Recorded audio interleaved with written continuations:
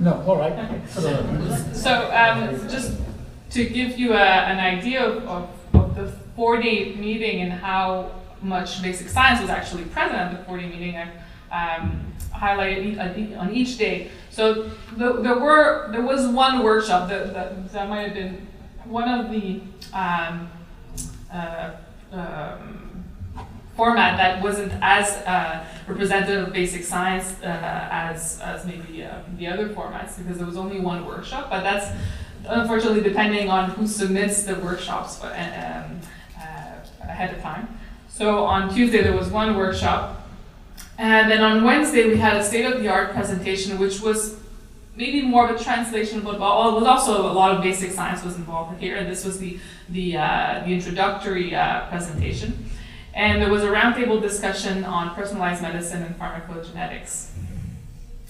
It was actually quite heavy also from a podium and e-poster presentation. There were 2 podiums sessions on Wednesday, on the first day, the first official day of the meeting, and then there were 2 oral e-poster sessions as well. On Thursday, there were 2 roundtable discussions about urinary urgency and the bladder sensation. So you might have noticed the theme for this meeting, that it was very much centered on perception of sensation and urgency, and very much on the afferent loop of exertion. And there was also 2 podium sessions on Thursday, along with 2 oral e-poster sessions. And today, again, 2 roundtable discussion. First one, both of these roundtables, it was very translational as well, because there were basic science presentations along with the clinical aspect, where I think everyone that were attending could really get a sense of the translational aspect. And there was a podium session that just ended.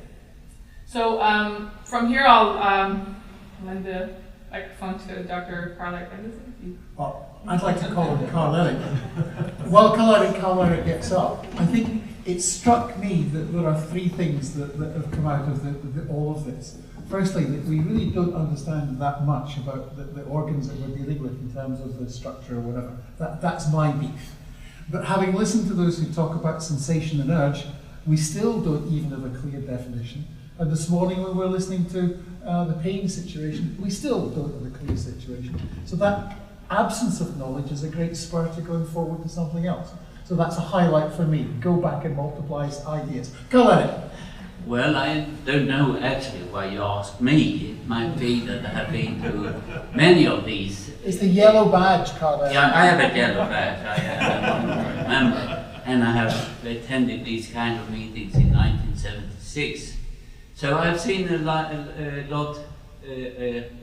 variations in the themes and how they have been presented. And of course, the first good thing, a really good thing I appreciate with this meeting was the app. That was very helpful. That was a very good thing. And then concerning the program, as you have presented it, I can very much appreciate the way you have looked at the themes. But sometimes I also found it a little disturbing that you have sessions, parallel sessions, that I would attend both of them. And that was, well, then I thought, why not limit a little more the number of subjects, concentrate, give the individual speakers more time to penetrate. And I know the dilemma. There are so many people who should be able to present the data and so on. On the other hand, the conditions under which they present the data should be optimal. I mean, people are coming here, they are preparing for a lot of things, and then suddenly maybe we are in lack of time and you have to run through, which is never really good. So it doesn't mean that this is a criticism on this particular one, because I enjoyed the round table sessions. That was a new feature for me. I mean, it hasn't been that much in the previous, but this was really good. And there you also expanded not only urology, but more basic science surrounding urology. And I think that is also where urology, and not only in basic science, but everywhere, has to go a multidisciplinary approach. And that, I think, was good. The way of introducing the e-posters, I am a little ambivalent here. The idea with the e-posters and the technical tool is fantastic. But I think there should be well, some thinking on how the e-poster presenters should be organized, and also how a chairman or well, the older colleagues who were supposed to lead the discussions here, how that actually could be achieved in a more constructive way. Now I think that, well, the posters were distributed a little too far from each other, and there was not really good attraction from the audience to come to the individual ones. But I think we could do that because the tools, just to be able to for example, you can integrate other material. If you have a chairman who wants to really run a good discussion around a certain poster, he could also introduce his own material, and you could have an interactive discussion. So I think the introduction of the e-poster, the way you have done it, is a good and innovative thing, but it can be improved. Otherwise, I think, I mean, you can't attend everything, but you can get an impression of, for example, scientific quality by, well, from your own point of view and looking at it. And I must say that the presentations here was of good scientific quality. That is also, well, can be attributed to the selection and how the selection was achieved. Because I think this was a high quality, at least on the basic science presentation that I attended. That was good. Well, can you pick on one thing that you thought you'll go away and think, I never thought of that? That's something that's made me think. Yeah, well, the good thing here was the round table discussions, because we were bringing in information from other specialities that actually could ignite something new in our own field and apply it to urology in a way that, well, hasn't been brought up previously. Can I just make 2 points on what you said earlier? Yes, we tried very hard and I think it worked. The difficulty is partly the geography of the rooms that we've been given, and that's a problem that we don't have control over. But it's something that I think will go for next year, that in the past has not really been considered, so that will be considered, and I think that interaction of people will be improved. The e-posters was an experiment, and again, the geography of the room was a bit of a problem. But I think we need to convince the membership that they're there to participate in this as well. It's not just the chairman and the presenter, the audience should be led into doing it. So you're right, we've got a lot of thinking to do and a lot of other training to do, but I think it was a reasonable experiment. Thank you for that. Can I invite anybody else to follow Carl Eric and give their thumbs worth? Anybody else have any thoughts that they would like to share with us? Is there anybody in the room that attended the workshop on Tuesday who could give us some highlights about that, or any of the roundtables? There was a roundtable in particular that you thought brought in some food for thought or changed your perspective on a certain subject. Well, I thought it was terribly instructive to listen to Alan Veen again, the man who invented overactive bladder, basically telling us he didn't understand what overactive bladder was and what urgency was. So that was, I think that'll go away and remember that. Say it, please. I got Kara Tenenbaum invited me to give a talk on genetics essentially, and I knew nothing about it as a clinician, having finished my genetics when I finished medical school and then training. But it stimulated me to go back and learn and to see what was current up to a point with limited understanding. But it got me to appreciate and try to impart the clinical relevance of personalized medicine. And perhaps going forward, one can use that as an example, rather than isolate and sequester yourselves off as a separate entity. Actually get the clinicians involved, not just to attend, but actually to go back and to actually learn what's going on and put it into its clinical context. Yeah. So I thought that was a good way of doing it. To have more of a translational or to... I mean, to invite someone who has no relationship whatsoever to actually take on the challenge of making it meaningful. Great, yeah, that's great. Well, I'm conscious of the fact that, more people, more the merrier, please. I'm Adrian from Australia. I just wanted to make a comment in general. As I attended mostly the clinical sessions, but my comment is around language, especially for speakers or comments from the floor of delegates from countries or background where English is not their primary language, where often there is difficulties in terms of getting their message across during question times or even understanding what the question is being asked. And I don't have any smart solutions to that, but I guess especially for looking forward for the future ICS sessions, whether there could be strategies put in place to address that. Yeah, well, I think we tried to implement some strategies. It is a difficult problem or issue to work around. This was put more responsibility on the chairman of the session, and as there are small sessions, there are about 6 speakers for the podium presentation. The chairman were asked to either identify ahead of time who might have more difficulty, and they were also contacted. Well, in the email that they received, it was mentioned that if they had difficulty with the language, there could be someone else in the audience that could kind of interject if there was some language barrier.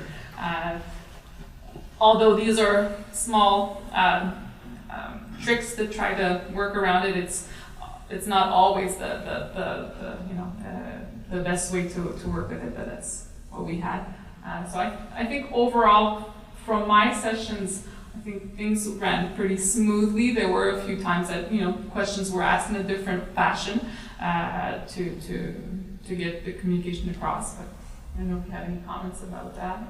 Me, I'd like a great big hook whenever the speakers go over time. Please, I would like to encourage you to share your thoughts with the rest of us. Anybody else like to stand up and... Sounds like it's a religious service, but I mean, I don't want confession, I just want input. So, yeah. So I was encouraged to come to this meeting, being a biochemist, working on medical devices, because I saw you had Michael Jordan presenting, the National Academy, presenting your keynote address.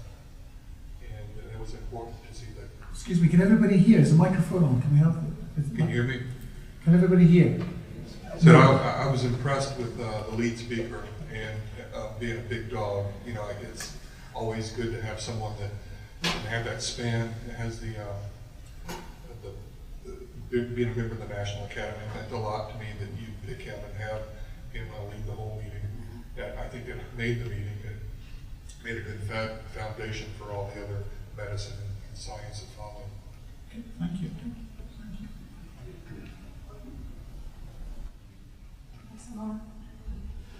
Ike Homa from Tokyo. Well, this session is basic science regarding basic science, right? Okay. I have some question or comment. The selection of basic science to a podium session and poster session, because the previous comment said that some presenters have difficulty in presenting the contents in English or discussion. But if the presentation is on posters, it'd be more feasible for them to communicate or make comments or questions or answers. And so, but in podium, as you understand, the slide has gone already, and sometimes the light is so bright, we can't see the commenters what they're saying, and the room is sometimes the sound is so good and can't hear. And so, so my suggestion is the basic research would be preferentially to allocate to poster sessions so that the people can intimately discuss rather than the podium. And so I'd like to know what is the decision making for this specific conference, which is a poster, which is a podium. How did you decide that? Well, the idea of the podium versus poster is that a lot of people attending, if they might not get as much funding for traveling if they're only presenting a poster versus a podium. It doesn't apply for everyone, but in general, a podium gives you maybe more exposure to a wider room and gives you more time to present and to discuss, although that's debatable. So the selection process, the abstracts are ranked, they're scored by many different members of the scientific committee and others as well. And according to the ranking, they're attributed either podium or poster presentation in general, but it's not an absolute. The higher ranked abstracts are given podium slots. In general, it depends on the sessions, and so the idea is to give them more of a. Also, the better presentation should go to the podium. That's I agree. Mm-hmm. But how about the threshold? I mean, threshold cutoff would be different for clinical and basic research, right? The threshold isn't. This is a very, very, very difficult thing to do. We are here now because of the last 15 years of the society trying to get it right. And it was considered that a good scoring of abstracts would give the best abstract. And that is set up, and the top, I think, 30 abstracts by score are given a podium presentation. That's okay, but that's not perfect. And what it also reveals is if you've got, in fact, many of the best come from Japan, and that's exactly what you're saying, but it's difficult with the language. This is something that we really do need to look at. And I think the committee is looking at that. However, if we are going to move to what you would like, which is posters and networking, we have to solve the problem that Carl Eric was alluding to of getting the room right and getting the philosophy right, that the membership go to the posters as well as the poster presenter standing by his poster. So this will be the task for Tokyo, I think. But it is something that has been considered and we understand exactly. But over to you now.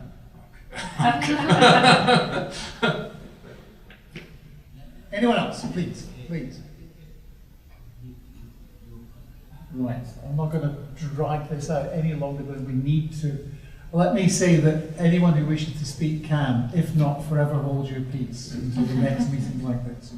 Can I thank you for turning up at the very last session on the very last day after an intense program. Thank you. And can I then continue by thanking Lisanne as well? We'll both thank you. Encourage you to consider and to actively pursue going to Japan next year, which will be a delightful and an equally as exciting program. You've got a lot to better, so good luck and let's all go to Japan. Ladies and gentlemen, thank you.